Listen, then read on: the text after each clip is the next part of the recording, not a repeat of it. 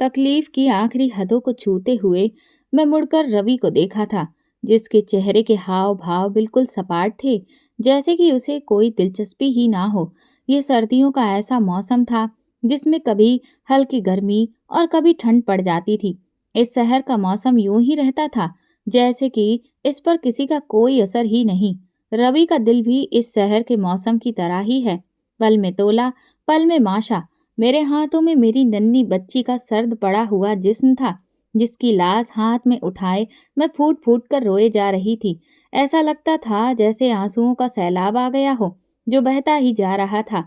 ये तुम्हारी भी बेटी है, तुम्हारा भी अपना खून, तुम आखिर इतने निष्ठुर कैसे हो सकते हो?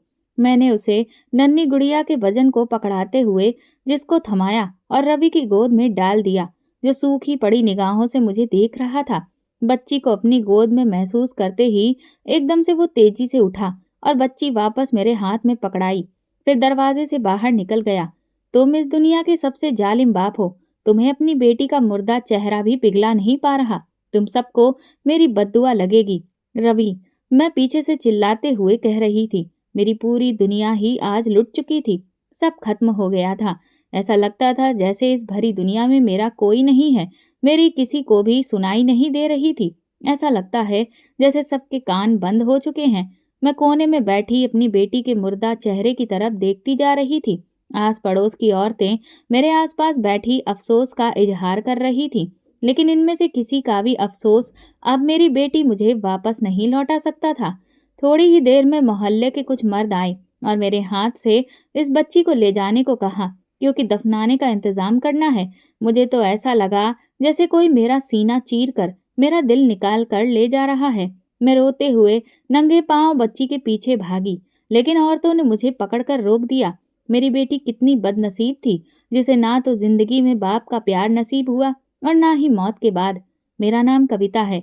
मैं एक बहुत ही गरीब घराने से आई हूँ। शायद गरीब होना ही मेरा सबसे बड़ा जुर्म बन गया।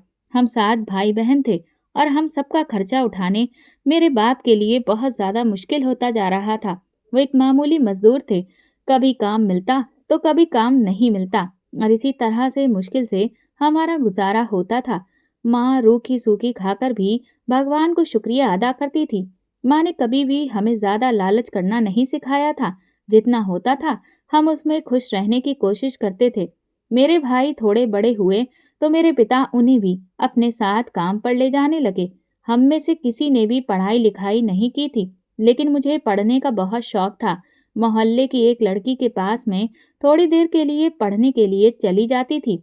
बदले में मैं उसके घर के काम काज कर देती थी और इस तरह से मुफ्त में वो मुझे थोड़ा बहुत पढ़ा दिया करती थी। मेरे लिए यही बहुत था। माँ घर का खर्च चलाने के लिए मेरे पिता का हाथ बटाती थी, लोगों के घरों में काम काज करती। कभी कभार होली दिवाली पर हम नए कपड़े खरीद लेते थे, क्योंकि आमतौर पर तो खाने के लिए ही पैसे पूरे नहीं पड़ते थे। बचपन में टूटे फूटे खिलौने ही हमारे हिस्से में आए थे।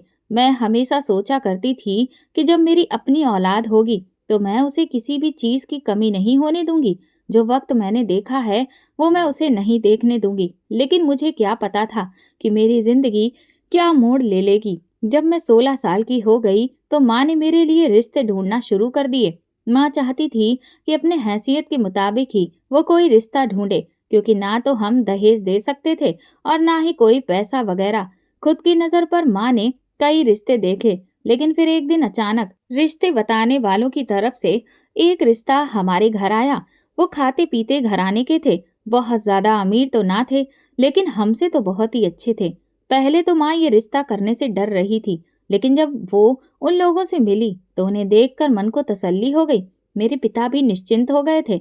मेरी होने वाली सास ने तो साफ कह दिया था कि हमें किसी भी तरह का कोई दहेज नहीं चाहिए। हम बस आपकी बेटी को बहू बनाकर अपने घर ले जाना चाहते हैं। उनका इकलौता ही बेटा था और 3 बेटियां थीं। तीनों की तीनों शादीशुदा थीं। माँ को लगा कि ये रिश्ता बहुत अच्छा है। मैं आराम से अपने ससुराल में रह लूंगी और मुझे किसी चीज की कमी का सामना नहीं करना पड़ेगा। मगर अपनी सास के मकसद से मैं बिल्कुल भी वाकिफ नहीं थी।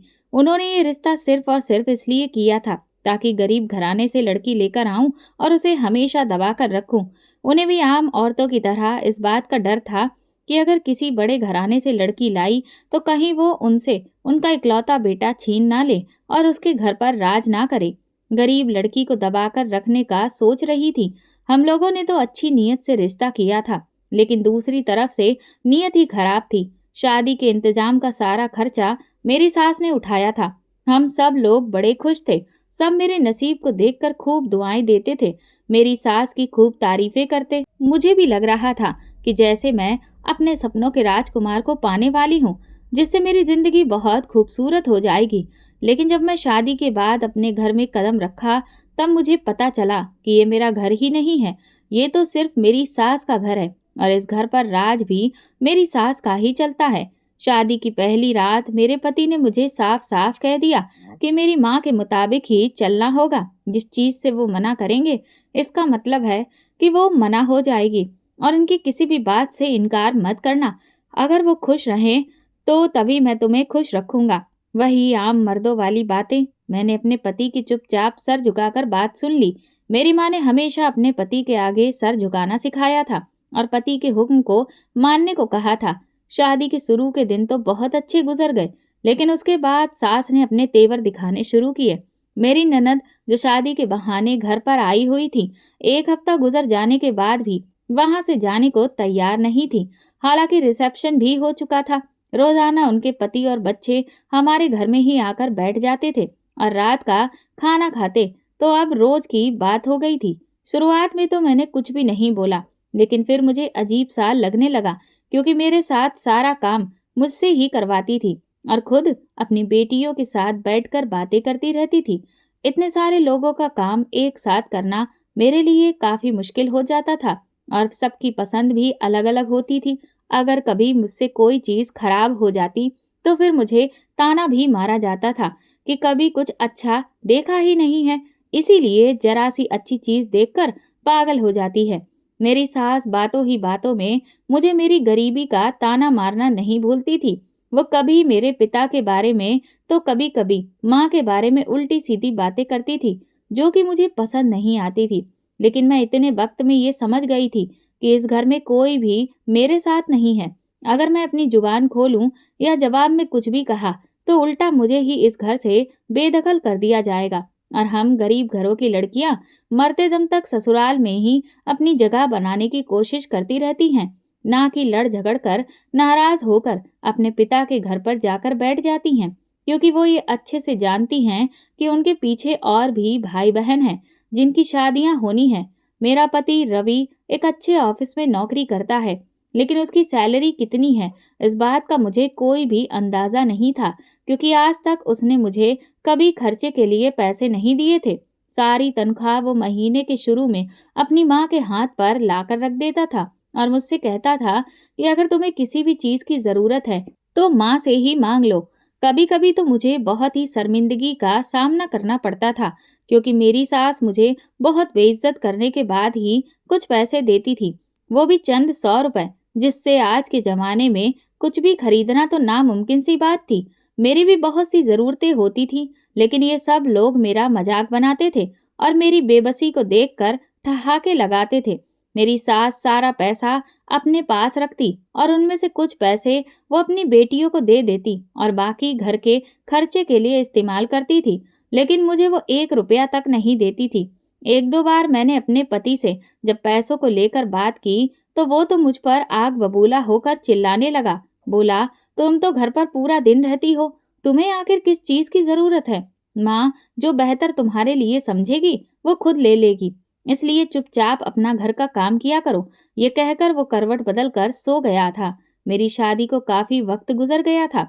मेरी नंदें ज्यादा दूर नहीं रहती थी। उनका ससुराल 2 गलियां छोड़कर ही था। सब आस पास ही रहती थी, इसीलिए वो थोड़ी थोड़ी देर के बाद आ जाती थी। कभी आती तो सर पर कपड़ा बांध कर लेट जाती और मुझसे कहती कि भाभी खाना दे दो, मेरी तबीयत ठीक नहीं है, इसीलिए मैं घर पर खाना बना नहीं सकती। और फिर मैं जो 3 लोगों का खाना बनाने बैठी थी, मुझे कई लोगों के लिए खाना बनाना पड़ता था। गर्मी में तो काम करना बहुत ही मुश्किल हो जाता था और सख्त गर्मी में मैं पूरा दिन किचन में खड़ी चूल्हे के आगे काम करती रहती थी और सास अपनी बेटियों के लिए एसी वाले कमरे में बैठी रहती। घर में एसी भी सिर्फ मेरी सास के कमरे में लगा हुआ था। मैंने तो आज तक उसकी ठंडक भी महसूस नहीं की थी। एक बार मैंने अपने पति से कहा कि गर्मी ज्यादा है, हम अपने कमरे में भी एसी लगवा लेते हैं, तो वह मेरा मजाक उड़ाते हुए अंदाज में हंसकर बोला, तुम तो ऐसे बोल रही हो जैसे अपने दहेज में एसी लेकर आई हो। अगर तुम्हें इतनी ही जरूरत है तो जाओ और अपने बाप से जाकर कह दो। मैं हर रोज अपने पति के हाथों बेइज्जत होती थी। मेरी सास और नंदें मेरे पति के कान मेरे खिलाफ भरती रहती थी और मेरे पति उनकी बातों पर यकीन करके रोजाना मुझ पर मारते पीटते थे। ये जुल्म सहते सहते अब मैं बहुत थक चुकी थी। मेरी सास तो मुझे मायके भी नहीं जाने देती थी। वैसे मैं शुक्र करती थी कि मैं मायके नहीं जाती। माँ अगर मेरे चेहरे की तरफ देखती तो सारी कहानी समझ जाती। मेरे माता पिता ने बेशक ही हमें गरीबी में पाला पोसा था, मगर इसका मतलब ये नहीं था कि वो हमारी परवाह नहीं करते थे। मैं जानती थी कि वो अपनी तमाम मुश्किलों को भूलकर मेरी जिम्मेदारी उठाने को तैयार हो जाएंगे, लेकिन मैं ऐसा नहीं चाहती थी। मैं अपनी वजह से किसी को भी मुश्किल में नहीं डालना चाहती थी। मेरी शादी को अभी तीसरा महीना शुरू हुआ था कि मेरी सास ने पोते की ख्वाहिश जताना शुरू कर दिया। सास की ये बात सुनकर मैं काफी डर गई। अक्सर मैंने सुन रखा था कि जिन लड़कियों के यहाँ पर औलाद लड़का नहीं होता, उनके ससुराल वाले उन पर बहुत जुल्म करते हैं। और अपनी सास का अब तक का रवैया देखकर मुझे ये अंदाजा हो गया था कि अगर मैंने उन्हें बेटा पैदा करके नहीं दिया तो फिर मेरी खैर नहीं। हर रोज मेरी सास मुझसे कहती, खुशखबरी कब सुना रही हो, और मैं सर झुकाकर रह जाती। वो तो मुझे ऐसे पूछती थी कि जैसे ये सब कुछ मेरे हाथ में है। मेरे पति भी दिन रात मुझसे कहते, मुझे तो बेटा ही चाहिए, बेटियां रखकर क्या करना है। हालांकि उसकी खुद की 3 बहनें थीं, मगर न जाने क्यों अक्सर लोग बहू को बेटा पैदा करने की मशीन समझ लेते हैं। जब एक और महीने तक मुझे खुशखबरी नहीं मिली तो मेरी सास मुझे अपने साथ लेकर एक दाई के पास चली आई थी। दाई ने सास को कहा भी कि अभी तो शादी को वक्त ही कितना हुआ है, सब्र करो। मगर मेरी सास मुझे बोलती रही कि अगर तूने इस महीने खुशखबरी नहीं दी तो मैं अपने बेटे से तेरा तलाक करवा कर उसकी दूसरी शादी करवा दूंगी। सास की ये बात सुनकर मैं दिल ही दिल में हंसकर रह गई थी, क्योंकि मैं इस बात को अच्छे से जानती थी कि उस जैसी औरत के घर कोई भी अपनी बेटी को नहीं भेजेगा। सब जानते थे कि वो किस तरह की है और खानदान भर में कोई भी उससे रिश्ता जोड़ने के लिए तैयार नहीं था। इसीलिए तो वो बाहर रिश्ता ढूंढती फिर रही थी। एक हफ्ता बीतने के बाद भी जब कोई खबर ना मिली तो फिर मेरी सास मुझे लेकर एक बाबा के पास आ गई। मैंने अपनी सास को रोकने की बहुत कोशिश की कि इन बाबाओं के चक्कर में मत पड़ो, लेकिन वो मुझे डांटते हुए बोली, तू होती कौन है मुझे समझाने वाली, बस मुझे जल्दी से जल्दी पोता चाहिए। फिर मैं वहां उसे बाबा के सामने घंटों बैठी रही। वो बाबा न जाने कौन कौन से मंत्र पढ़ रहा था। मैं बुरी तरह से थकी जा रही थी। वापसी पर मेरी सास बाबा से एक पुड़िया भी लाई थी, जो रोजाना दूध में डालकर वो मुझे देती थी, लेकिन मैं बिल्कुल भी वो दूध नहीं पीती थी। सास के इधर उधर होते ही मैं वो सारा दूध गिरा देती थी। मुझे नहीं पता था कि उस पुड़िया में कैसी दवाई थी जो वो मुझे पीने को देती थी, और इसीलिए मैंने रिस्क लेना ठीक नहीं समझा। लेकिन फिर ऊपर वाले की कृपा हुई और अगले महीने ही मुझे खुशखबरी मिल गई। मैं बहुत ज्यादा खुश थी। मैंने अपनी माँ को भी बताया। मेरी माँ तुरंत ही कुछ फल वगैरह लेकर मेरे घर आ गई। शादी के बाद आज पहली बार वो मुझसे मिलने आई थी। उन्हें देखकर मैं बहुत खुश हुई और उनके गले लगकर रोने लगी। मेरी सास हमारे पास ही बैठी थी। वो मेरी माँ को कहने लगी, अरे तुम्हारी बेटी पहली बार उम्मीद से हुई है और तुम खाली हाथ आ गई। मेरी माँ ने बेचारगी से उनकी तरफ देखा और कहा कि आपको तो हमारे हालात अच्छे से पता है, हम इतना ही कर सकते थे।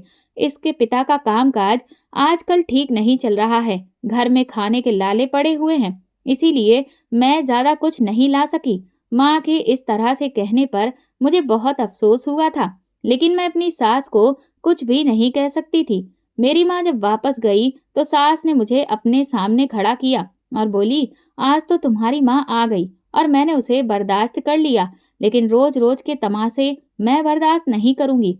तुम कोई पहली लड़की नहीं हो जो पेट से हुई हो, और याद रखो, अगर मुझे पोता नहीं मिला तो फिर इस घर में तुम्हारी कोई भी जगह नहीं होगी। एक बार फिर से मेरी सास की वही रट शुरू हो गई थी। जब मेरे पति को इस बारे में पता चला तो उसने तो मेरी कोई भी खास परवाह नहीं की थी। वो हमेशा की तरह ही बिल्कुल सख्त था, जैसे कि उसे कोई फर्क ही नहीं पड़ता।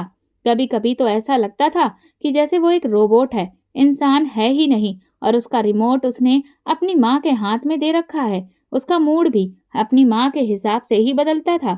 बहरहाल, मैं अपने सारे दुखों को बुलाकर अपने आने वाले बच्चे के बारे में सोचने लगी थी।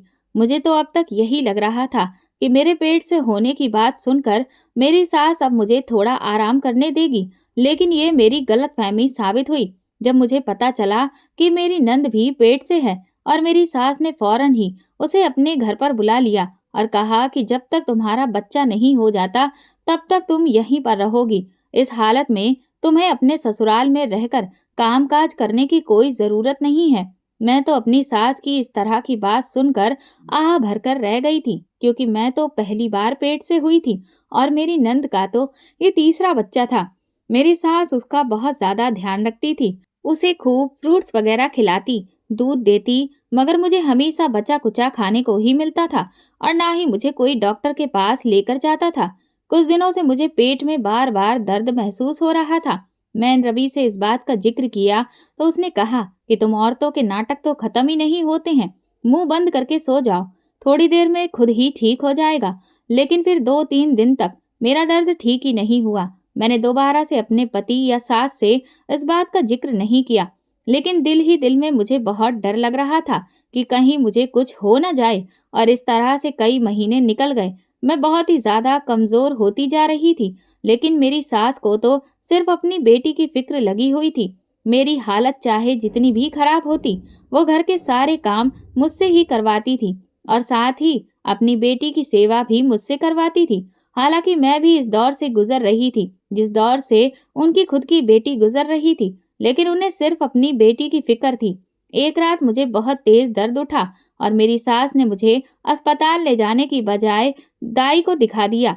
दाई ने मुझे देखते ही कहा कि इसे किसी अच्छे अस्पताल में लेकर जाओ, वरना कहीं मामला बिगड़ न जाए। लेकिन मेरी सास ने इनकार कर दिया कि हमारे पास इतने पैसे नहीं हैं कि हम इसे लेकर अस्पताल जाएं। जो कुछ करना है तुम यहीं पर करो। ये कहकर वो एक तरफ जाकर बैठ गई और मेरे पति ने तो अपनी जुबान भी नहीं खोली।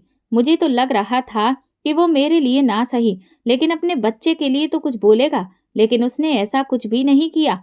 बहरहाल, बहुत ही मुश्किलों के बाद दाई ने मुझे और बच्चे को बचाया था। जैसे ही दाई ने मुझे ये खबर दी कि तुम्हारे बेटी हुई है, तो मैं तो खुशी से पागल हो गई थी, क्योंकि मेरी सोच अपने पति और सास की तरह बिल्कुल भी नहीं थी। मगर मेरी सास और मेरा पति का चेहरा बेटी के पैदा होने की खबर सुनते ही बिल्कुल पीला पड़ गया था। तुझे हमने कहा भी था ना कि हमें लड़का चाहिए, फिर तूने बेटी पैदा क्यों की? अब हम इसका क्या करें? नफरत और घृणा से मेरी सास बोलती चली गई। और फिर जब मेरी ननद के बेटा पैदा हुआ, तो सब लोग उसकी तीमारदारी में जुट गए थे। बार बार मेरी सास मुझसे कहती कि तू तो है ही मनूस, इसीलिए तूने लड़की पैदा की है। मेरा पति मुझे देखता भी नहीं था, एक बार भी उसने अपनी बेटी को अपनी गोद में नहीं उठाया था। मैं खुद ही अपनी बच्ची का नाम जूही रखा और अकेले ही उसकी देखभाल करने लगी। साथ में मैं घर का काम भी संभालती थी। आराम तो करने का मौका मुझे कभी ही नहीं मिलता था। मेरे माँ बाप बच्चे के पैदा होने की खबर सुनते ही मुझसे मिलने के लिए आए। मेरी हालत को देखकर माँ ने कहा कि तुम इतनी कमजोर क्यों हो गई हो? तो मैंने बहाना बना दिया कि बस वैसे ही कमजोरी हो गई है। मैं उनके सामने जबरदस्ती की खुशी का इजहार करने की कोशिश कर रही थी, ताकि वो मेरी तरफ से परेशान ना हो। वो कुछ देर वहीं रहे और उसके बाद चले गए। बच्ची के लिए वो कुछ तोहफे भी देकर गए थे, जिसे मेरी सास ने मुझसे छीन लिया। मैं समझ गई थी कि अब मेरी और मेरी बेटी की जिंदगी बहुत मुश्किल होने वाली है। मेरी जिंदगी तो पहले से ही मुश्किल में थी, लेकिन अब उसमें मेरी बेटी भी शामिल हो गई थी। जैसे तैसे करके मैं उसे पाल रही थी, उसकी जरूरत को बहुत ही मुश्किल से पूरा कर पा रही थी। मैं अपने पुराने कपड़ों के दुपट्टे काट कर उसके कपड़े बनाती और उसे पहनाती, क्योंकि सास तो नए कपड़ों के लिए मुझे पैसे देती ही नहीं थी। अगर कभी मोहल्ले की किसी औरत ने मेरी मदद करने की कोशिश भी की, तो सास ने उसे भी बातें सुनाकर घर से निकाल दिया और बाद में मुझे खूब मारती और कहती कि तू मोहल्ले में ये साबित करना चाहती है कि हम तुझ पर जुल्म करते हैं। आइंदा मैं कभी ये न देखूं कि तू मोहल्ले की किसी भी औरत से बात कर रही है। हालांकि मैं किसी से बात नहीं करती थी, बल्कि वो औरत तो खुद ही मेरे हालातों को अच्छे से जानती थी। मेरी बेटी जैसे जैसे बड़ी हो रही थी, उसकी ज़रूरतें भी बढ़ती जा रही थी, लेकिन वो ज़रूरतें मैं कहाँ से पूरी करती, मुझे समझ में नहीं आता था। अब वो तकरीबन 1 साल की हो चुकी थी और अब मुझे उसे और भी वक़्त देना पड़ता था। लेकिन मेरी सास तो ऐसा चाहती ही नहीं थी कि मैं अपनी बेटी को कोई भी वक़्त दूँ। जब भी मेरी नंदें घर पर आतीं, तो एक नया तमाशा लग जाता। मेरी ज़िंदगी मुश्किलों का शिकार होती जाती। मेरी सास एक पल के लिए भी मुझे अपनी बेटी के पास नहीं रहने देती और किसी न किसी काम में उलझाए रखती, ताकि मैं अपनी बच्ची पर ध्यान ना दूँ। मेरी बेटी बहुत खूबसूरत थी, जो भी उसे देखता, उसकी तारीफ़ किए बिना नहीं रहता और मेरी नंद इस बात पर बहुत ही जलती थी। उसके बच्चे अक्सर मेरी बेटी को चुपके से चुटकी काट लेते थे। मैं उन्हें मना करती तो घर में एक नया झगड़ा खड़ा हो जाता।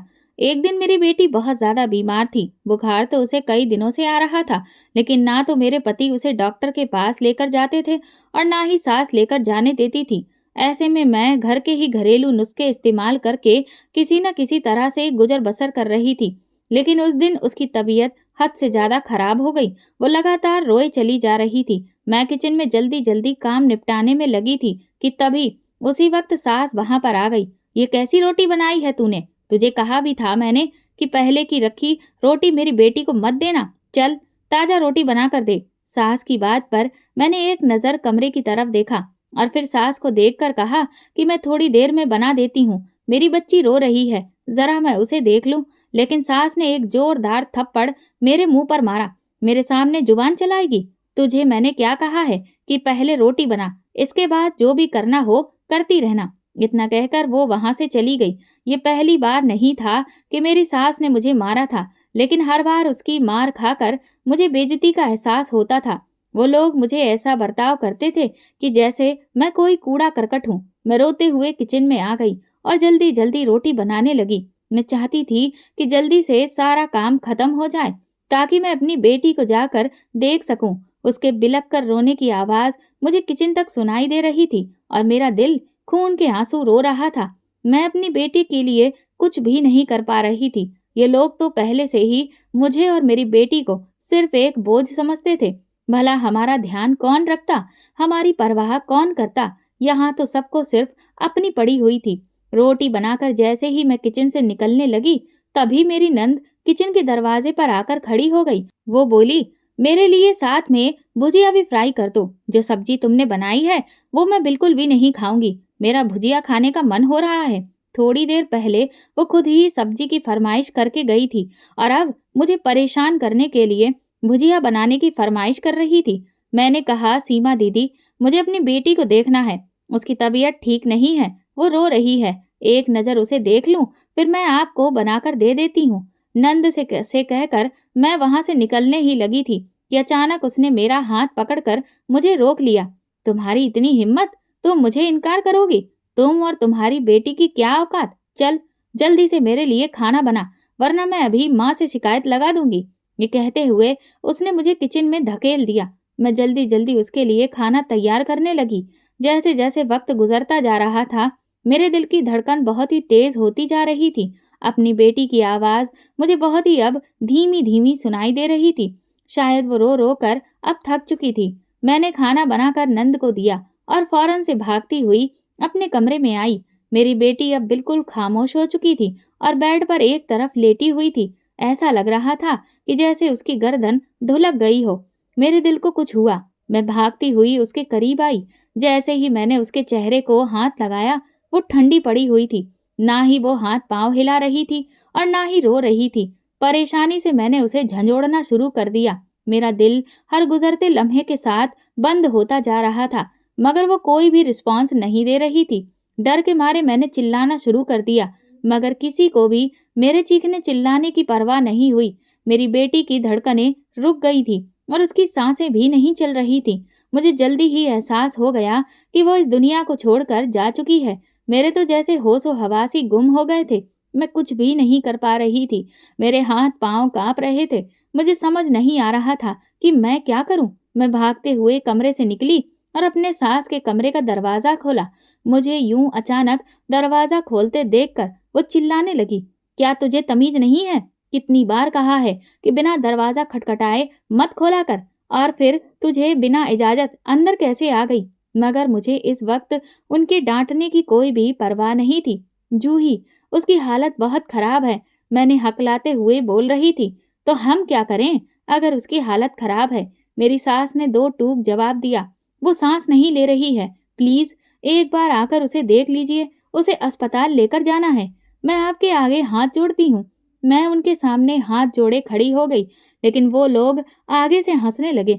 तू और तेरी बेटी से कब जान छूटेगी, यही सब सोच सोच कर तो हम परेशान होते रहते हैं, और अब जब जान छूट रही है तो तू चाहती है कि हम उसे अस्पताल लेकर जाएं।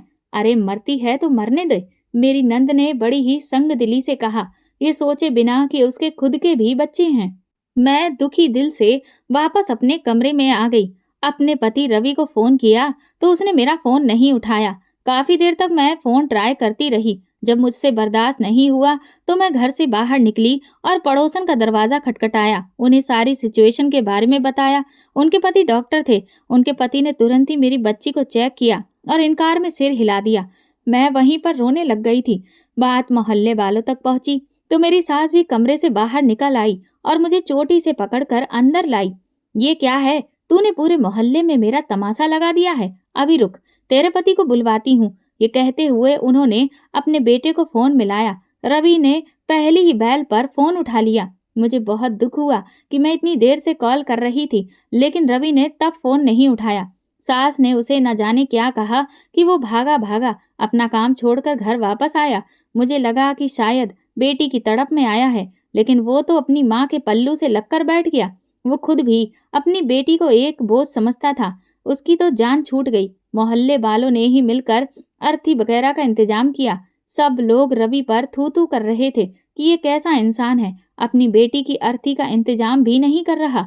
मैंने अपनी बच्ची को अपने सीने से लगाया और मेरे दिल से आह निकली। मैंने ऊपर वाले से प्रार्थना की कि भगवान मेरे साथ इंसाफ कर।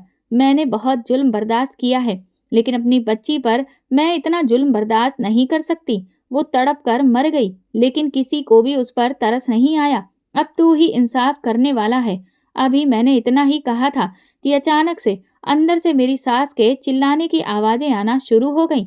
वो बुरी तरह से चीख रही थी।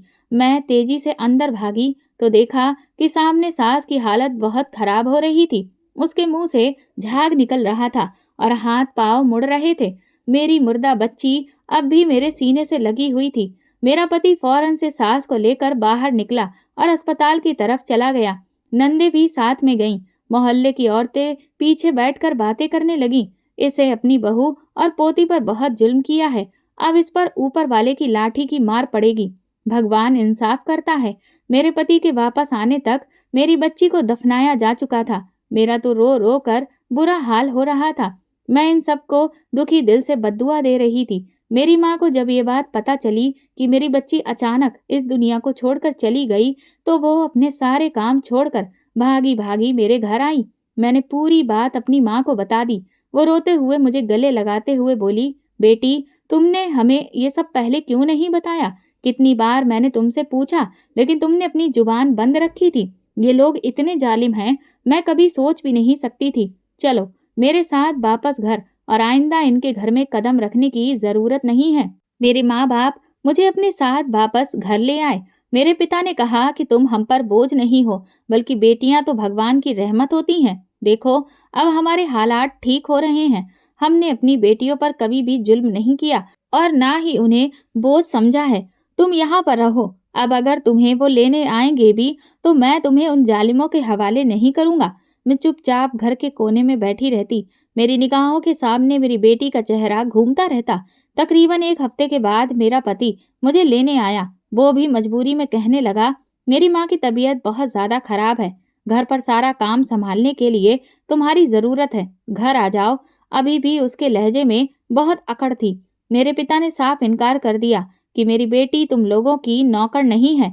तो इस बात पर मेरा पति तलाक देने की धमकी देकर निकल गया।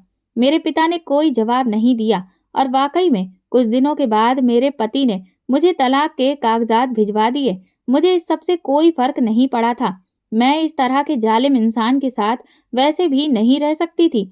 मेरे माँ-बाप एक लंबे अरसे से मुझे सँभालते आ रहे थे। अब हमारे घर के हालात पहले से बेहतर हो चुके थे। मेरे पिता को एक अच्छी नौकरी मिल गई थी, लेकिन मेरा दिल तो जैसे अब मर सा गया था। अपनी बच्ची को याद करके मैं खून के आंसू रोती रहती थी। उसका चेहरा मेरी नज़रों से हटा ही नहीं था। एक दिन मेरी बड़ी नंद मेरे घर आ गई। उसे देखकर मैं अपनी जगह से हिली भी नहीं, क्योंकि वो सब मुझे अपनी बेटी के गुनाहगार लगते थे। मेरी नंद हाथ जोड़कर मेरे सामने रोने लगी। बोली, जब से तुम गई हो, मुसीबतों ने तो हमारे घर का रास्ता देख लिया है। हमने तुम पर बहुत जुल्म किया है। अब वो सब हमारे सामने आ रहा है। मेरे बच्चे बीमार पड़ गए हैं। पति ने मुझे तलाक दे दिया है। माँ को पैरालाइज का अटैक हो गया है। और भाई, उसकी हालत तो बहुत ही बदतर है। उसकी नौकरी भी चली गई है। वो पूरा दिन घर में बैठा चीखता चिल्लाता रहता है। बिल्कुल पागल सा हो गया है। तुम हमें माफ कर दो तो हम सुकून में आ जाएंगे। उसकी बात सुनकर मैंने नजर उठाकर उसकी तरफ देखा। एक वक्त था जब मैं भी उनके सामने हाथ जोड़कर अपनी बेटी की जिंदगी की भीख मांग रही थी। उस वक्त इनमें से किसी ने भी मुझ पर रहम नहीं खाया था। जो कुछ भी उन्होंने मेरे साथ किया था, मैं उसके लिए तो उन्हें माफ कर सकती थी, लेकिन जो उन्होंने मेरी बेटी के साथ किया, उसके लिए मैं उन्हें कभी माफ नहीं कर सकती थी। वो मेरे बस की बात ही नहीं थी। मैंने मुंह मोड़ लिया और रोती धोती वो वहां से चली गई। तकरीबन 2 साल का समय गुजर गया। मैं इस हादसे को भूल नहीं पा रही थी। एक दिन माँ ने मुझसे कहा कि बेटी, अब बहुत वक्त हो चुका है। तुम कब तक ऐसे जिंदगी जियोगी? अब अपनी जिंदगी में आगे बढ़ो। जिस घर में मैं काम के लिए जाती थी, वहां की मालकिन ने मुझे एक लड़की के बारे में बताया है। तुम्हें सिलाई कढ़ाई का शौक था ना? वो लड़की यहीं काम करवाती है। कल मैं तुम्हें उसके पास ले जाऊंगी। वहां तुम्हारा दिल बहल जाएगा। अगले दिन माँ मुझे अपने साथ ले गई। वो छोटा सा केंद्र बना हुआ था। मुझ जैसी बहुत सी लड़कियां वहां पर काम करती थी। इस केंद्र का मालिक प्रवीण सिंह था। औरतों की इज्जत करने वाला इंसान। मैंने कभी उसे किसी औरत को गलत नजर से देखते हुए नहीं देखा था। इस केंद्र की मैनेजर उसकी बहन थी, जो बहुत ही अच्छी थी। कभी कभी मुझे न जाने क्यों लगता था कि जैसे प्रवीण मुझे देखता रहता है, लेकिन उसके देखने में मैंने कोई भी गलत बात नोट नहीं की थी। ऐसा लगता था जैसे वो कुछ जानना चाहता है मेरे बारे में, या फिर उसे कुछ पता है। मैं समझ नहीं पाती थी। एक दिन मुझे काम करते हुए काफी देर हो गई। प्रवीण की बहन कंचन मेरे पास आई और बोली, बाकी का काम तुम कल खत्म कर लेना। बहुत वक्त हो गया है, तुम्हें घर भी तो जाना होगा। मैं अपने ख्यालों में ही डूबी काम कर रही थी। उसके ऐसा कहने पर मैं एकदम से चौंक पड़ी और घड़ी की तरफ देखा तो परेशान हो गई। कंचन ने मुझसे कहा कि क्या हुआ, तो मैंने उसे बताया कि मेरे घर जाने वाली बस तो अब निकल गई होगी। अब मैं घर कैसे जाऊंगी? वो बोली, अरे, तो इसमें परेशानी की क्या बात है? मैं तुम्हें अपने भाई के साथ घर छोड़ आती हूँ। चलो, जल्दी से उठो। मैं उसे इनकार करना चाहती थी, लेकिन फिर मैं इनकार नहीं कर पाई, क्योंकि और कोई दूसरा रास्ता भी नहीं था। मैं बाहर आई तो प्रवीण अपनी गाड़ी लिए खड़ा था। कंचन ने मुझे पिछली सीट पर बिठाया और खुद मेरे साथ बैठ गई। प्रवीण, पहले हमें इसे घर पर छोड़ आते हैं। इस वक्त अकेले जाना ठीक नहीं है। मैं आपको एड्रेस बताती हूँ, अब आप इसके घर की तरफ चलें। प्रवीण उसकी बात सुनकर सर हिला चुका और फिर मुझे घर के बाहर उतार दिया। मैं उनका धन्यवाद करती हुई अपने घर आ गई। अगले हफ्ते ही अचानक प्रवीण अपने माता पिता के साथ हमारे घर आ गया। उनके साथ में कंचन भी थी। उन्हें यूं अचानक अपने घर में देखकर हम सब परेशान हो गए। मैंने माँ को बताया कि ये मेरे केंद्र की मैनेजर हैं। माँ ने फौरन से उनकी आव भगत में लग गई। वो लोग काफी अमीर घराने से थे। हमें समझ नहीं आ रहा था कि उन्हें कहाँ पर बिठाया जाए, लेकिन ऐसा लगता था कि जैसे उनमें अपने पैसे का कोई भी घमंड नहीं है। वो आराम से प्लास्टिक की कुर्सियों पर बैठ गए। प्रवीण के माँ बाप ने बात करना शुरू की। देखिए, हम इधर उधर की कोई भी बात करके वक्त बर्बाद नहीं करना चाहते। आपकी बेटी एक लंबे समय से हमारे सेंटर में काम कर रही है और हम उसके बारे में सब जानते हैं। आज हम यहाँ पर एक बहुत ही खास मकसद लेकर आए हैं। हम चाहते हैं कि हमारे बेटे प्रवीण की शादी आपकी बेटी से कर दी जाए। अभी उन्होंने इतना ही कहा था कि माँ ने हैरत से मेरे पिता की तरफ देखा। वो भी हैरान हो गए। हमने कभी सोचा भी नहीं था कि ऐसा कोई रिश्ता भी आ जाएगा। मैं तो कुछ भी महसूस नहीं कर पा रही थी, क्योंकि अपनी बेटी के बाद मैंने तो जीना ही छोड़ दिया था। कंचन मुझे साथ लिए अंदर आ गई और मुझे समझाने लगी। देखो, तुम कब तक ऐसे रहोगी? जिन लोगों ने तुम्हारे साथ गलत किया था, उन्हें इसकी सज़ा मिल चुकी है। तुम ऐसे खुद को सज़ा क्यों दे रही हो? वो लोग तो यही चाहते हैं कि तुम कभी भी सुखी ना रहो। क्या तुम उनकी इस ख्वाहिश को पूरा करोगी? मैंने फ़ौरन से इनकार में सिर हिला दिया। देखो, यकीन करो, जहाँ पर बुरे लोग होते हैं, वहीं अच्छे लोग भी हैं। तुम मुझे और मेरे भाई को बहुत लंबे समय से जानती हो। हम तुम्हें कभी कोई तकलीफ नहीं देंगे। एक बार भरोसा करो और अपनी ज़िंदगी की खुशियों को हाथ से जाने मत दो। बाद में मेरे माता-पिता ने भी मुझे यही समझाया और फिर मैंने ये फ़ैसला अपने माँ-बाप पर छोड़ दिया।